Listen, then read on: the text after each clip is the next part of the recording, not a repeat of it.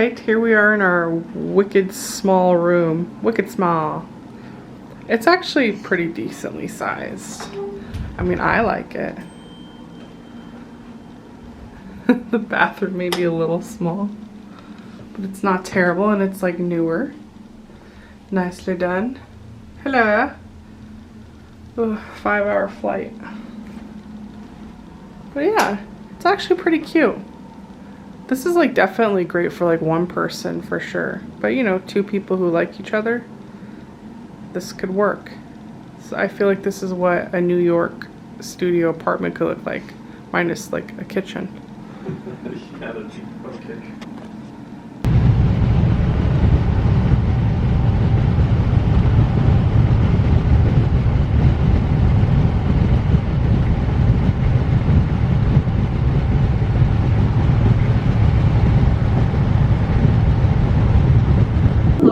Serving a wide variety of drinks and snacks. The restrooms are also located on the main deck, with the men's on the starboard or right-hand side and the women's on the port or left-hand side. Adult life jackets are located in the racks all along the overhead of the main.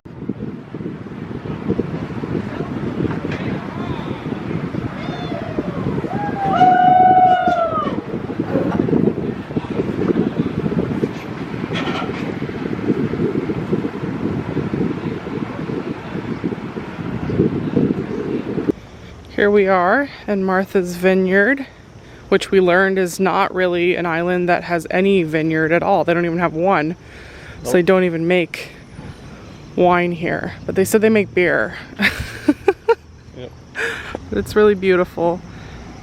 We also found out that most of the time you don't even have people living on the island. What was it, like 50% of the houses are 40% of the houses are unoccupied when it's off season. So then they board up the houses. And then the people that live here, it's how many is the population? 23,000 total. 23,000 people total. Why does that have Verizon on it? I mean, this is kind of worth it just to walk around here. Yeah. It's pretty. What do you think of Martha's Vineyard? It's nice. It's cute. Got our history lesson in Jaws. Yeah, it was pretty interesting to learn about. No one getting paid for their work. Well, at least background actors. That's all the townspeople, because get off the road. There was no actors. Almost got ran over. You could have died on Martha's Vineyard. I would have been the first hit and run person. Oh yeah, they said there's no crime here except for last year when some people came on the ferry to try to break into the bank. That was the first attempt at robbery in the history of Martha's Vineyard. If that's what we heard correctly, yes.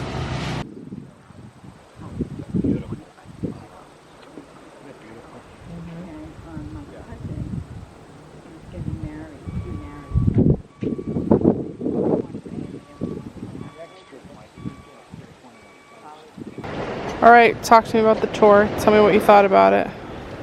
Tour was good. It was very informative. The bus driver was nice. Lived here all his life.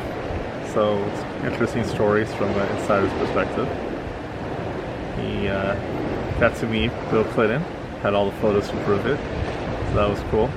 And overall, it was fun to get out, walk around. I enjoyed it. And let me see. He had a wicked Boston accent. Every time he said water, I wanted to laugh. I guess Massachusetts, because he was born and raised here. Yeah. Got a little bit of the pier here. We're waiting to eat food at Martha's Vineyard. Lisa, you having fun on the trip? I am. It's really a good time. What are your highlights? Highlight was the jokes that our tour guide gave. They were hilarious. Not just some scripted thing. Although he's probably said it 1,000 times and he's just like, oh my god, this is just second nature. and his jokes are probably the same too, but they were so fresh that it was still funny. Yeah, his pictures are of him when he was younger with his wife, and he was a lot bigger, but now he's like a super fit looking guy, much leaner, healthy looking, but he seemed like he lost his weight later, and then that gave me hope in my life too. Yeah. So what are you gonna have for lunch today? I don't know. I think I'm definitely gonna have bread and like seafood, but like with lots of butter and stuff, and potatoes. I think they have chips, so I'm gonna have that. And then I was looking at this ice cream shop too, and I'm like, ooh, ice cream kind of sounds good too. But yeah, seafood's the thing to get, so that's what I'm gonna try. Nice. What are you getting? A burger? Burger, maybe a hot dog, you know. Not doing seafood, so hopefully no one kicks us out and says get out of here because I don't eat seafood. Get out of here. Hopefully not. Good luck to us. Bye. You see the gingerbread cottages, I believe is what it's called. And Martha's Vineyard. My favorite one is the tree house right there in the middle. What's your favorite one, Michael? I like this one. Which one? The yellow with the green and the blue. This interesting pink colors. Very interesting. Stands out like a goosebump house. This one's perfect for Halloween. Here we are doing the Freedom Trail. How's your donut? Donut's very good.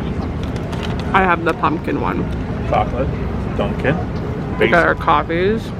We're doing the tour, and we're finding that the problem is that we keep bumping into other people doing the tour with megaphones, so it's a little hard to like listen to our own.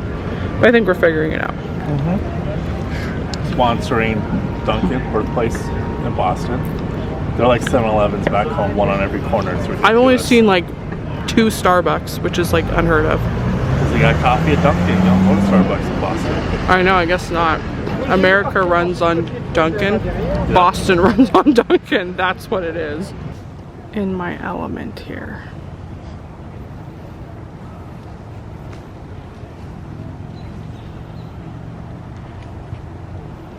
I love it. It's so spooky. And at nighttime, I bet it's even cooler. Would you come here at night with me? Yeah, this is probably where they hung so much. This looks like a good tree. Don't say that. That does look like a witch hanging tree though. Just saying. I kind of agree with that. It looks a little witchy looking. The buildings in the background are really cool though. Yeah. And the trees, they're so old. This looks like this could be like the graveyard in Hocus Pocus. For sure. Which one is this called? Cop Hill. Cop Hill? Yeah, C-O-P-P, Cop Hill. Cop Hill.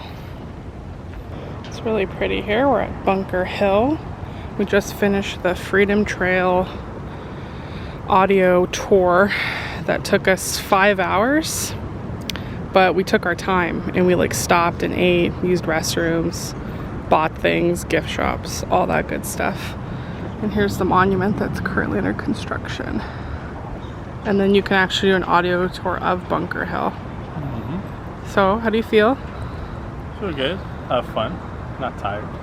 We walked far. We walked the whole city today. I know, it was great. Saw the north end, all the Italian food, smelled amazing.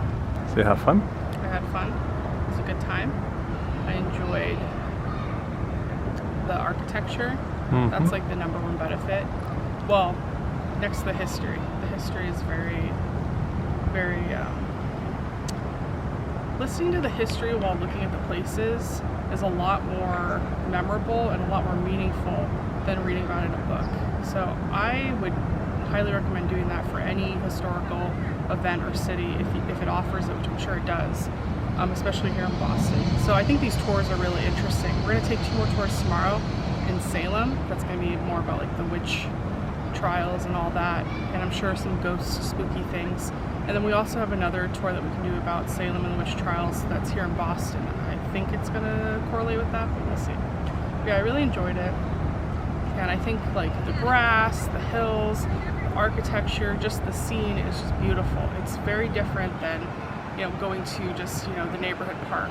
And in case you guys were not paying attention, me and Lisa matched today. We do. We purposely did that just to be those people today. So He insisted we do. so you're welcome. We're at the North End, Little Italy. Little Italy, and what are we doing right now? And wait an hour and a half to eat at a restaurant, which is the longest I've ever waited for food at a restaurant. La Famiglia? Yeah, Georgie's. Giorgio's. We're saying that wrong. We're definitely saying that wrong. But it seems to be really good, old school, family owned Italian restaurant. There's a long wait outside with people's names on it. So I think La Famiglia Giorgio's restaurant. Yeah. So I think we made a good choice. Seems like it's a place where a lot of locals go. An hour and a half. Look at all these people. Look how crazy it is. Look at all these one-way streets. The streets make no sense. They're all like crisscross. They kind of just go wherever you want it to go. It's very odd. It must have been made that way. No, we said they made it that way because of dirt roads and stuff. The carriages. For the horse and carriage, and it never got converted because if you see how narrow the street is. It wasn't built like proper street system like most cities. It was like, streets were made for like the carriages to just kind of go wherever. And that's why there's a lot of one-ways, and it's really narrow.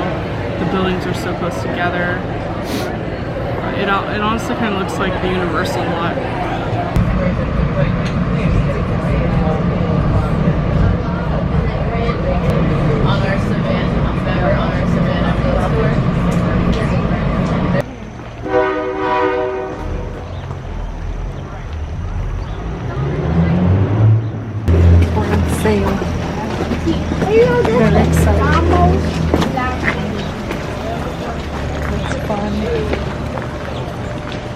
Creepy and supposed to rain. So they said that they have volunteers who come out here every year and do the flowers and the plants, which is really nice. Strong sense of community here.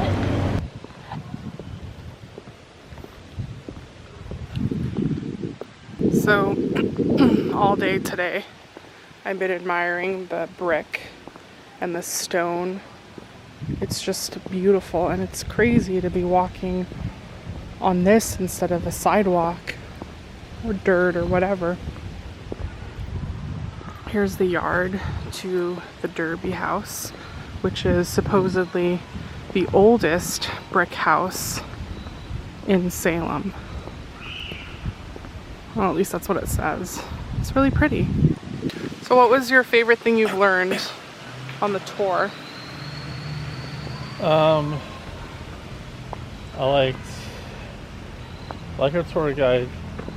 The most interesting thing I learned on tour was probably the history of some of the judges and people they're prosecuting in the trials, because I know more about the people that were accused of being witches as opposed to the people that were the ones accusing of them, or the lawyers and judges and sheriffs. So that was interesting to learn who they were and to see actually where they lived. Their houses still stand, and then we got to hear haunting stories about them with karma. So it was very interesting. Now we're in the area by the water for the founder of Salem. Don't remember the guy's first name, but his last name's Derby, and he was America's first millionaire. What was interesting to learn was that all the people that were hanged weren't even witches. They were just accused of being witches.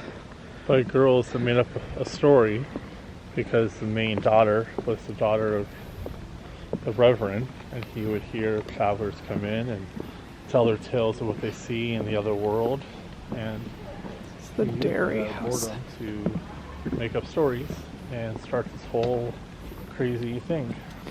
Right now, to our left, is one of America's first middle-class homes belonging to the Narbonne family. Middle class, man. This is like a mansion in LA. The house was built in 1675, so pretty good. I wouldn't mind this house, even if it does look a little funky. Yeah, it's a little funky design for sure. Eventually we're going to go to their Beverly Hills area called Chestnut, which was designed by a gentleman that I did not know, but I got to learn about today, Samuel McIntyre. And the other gentleman that designed this town and helped to cultivate it was Alexander Hamilton. All of you know who he is, thanks to the play.